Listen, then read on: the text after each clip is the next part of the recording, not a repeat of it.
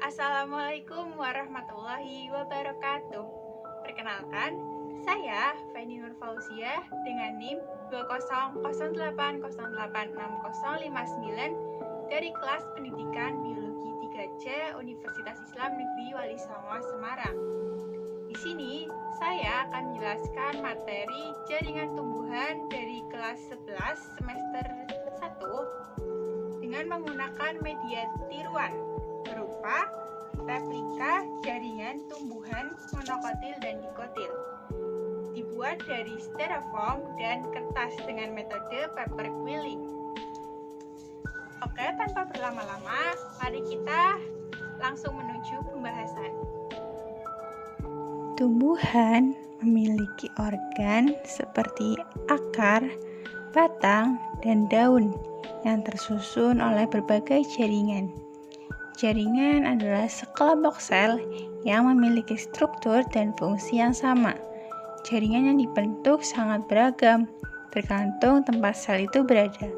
Berbagai jaringan tumbuhan dengan fungsi tertentu bisa berkumpul membentuk suatu organ. Nah, bagaimana sih struktur dan fungsi jaringan tumbuhan?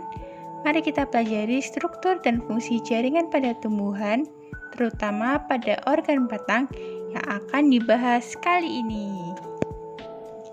Struktur anatomi batang terdiri dari jaringan-jaringan yang tersusun dari luar ke dalam. Nah, antara batang monokotil dan batang dikotil memiliki letak struktur penyusun jaringan yang berbeda. Untuk lebih jelasnya, akan dipaparkan berikut ini.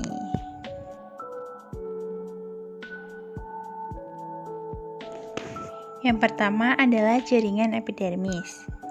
Epidermis ditunjukkan dengan warna biru, baik pada batang monokotil maupun pada batang dikotil. Epidermis terletak pada bagian yang paling luar. Nah, lapisan epidermis batang terbentuk oleh satu lapisan sel yang susunannya rapat dan tidak memiliki ruang antar sel. Pada dinding sel sebelah luar terdapat lapisan kutikula yang berguna untuk melindungi batang dari kekeringan.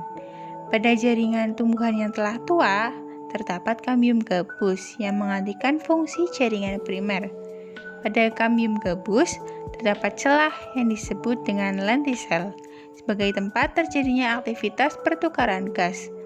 Epidermis batang dapat membentuk turunan atau derivat, antara lain dapat menjadi sel silika dan sel gabus. Peristiwa ini banyak terjadi pada epidermis batang tebu. Batang singkong juga dapat terjadi adanya dengan sel gabus. Yang kedua adalah korteks. Korteks ditunjukkan dengan warna pink pada batang monokotil dan warna kuning pada batang dikotil. Lapisan korteks pada batang tersusun oleh sel-sel parenkim yang keadaan dindingnya tipis. Sel-sel parenkim pada korteks batang tidak beraturan, sehingga mengakibatkan banyak ruang di antara sel-selnya.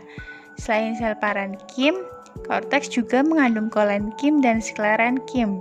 Kedua sel tersebut berfungsi untuk menyokong dan memperkuat batang. Sel-sel yang terdapat di bagian dalam korteks mengandung amilum. Sel-sel ini disebut sarung tepung atau phloeterma.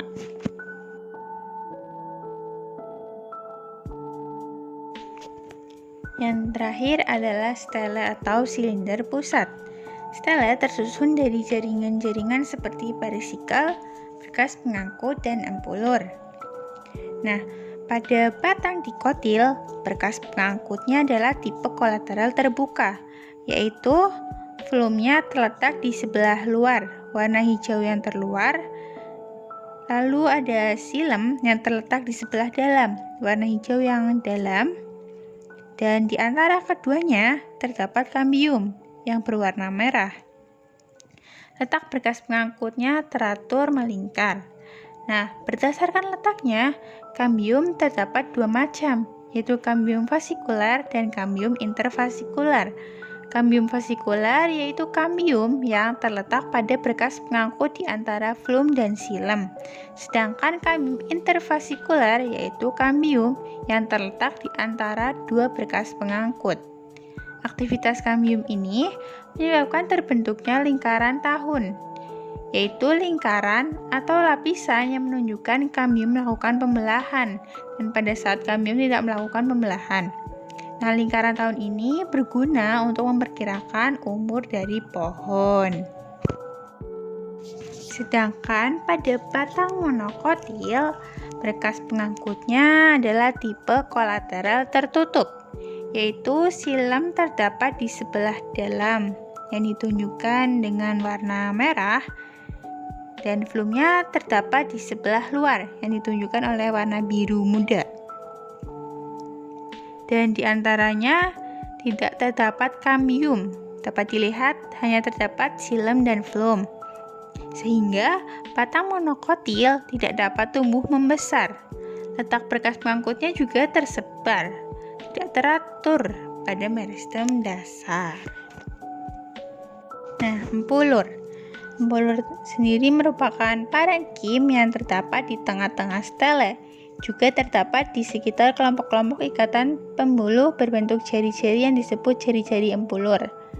Yang berwarna oranye adalah empulur. Sel-sel jaringan empulur yang segaris dengan kambium fasikular berubah menjadi kambium. Dan pada batang monokotil tidak ditemukan atau tidak memiliki jari-jari empulur.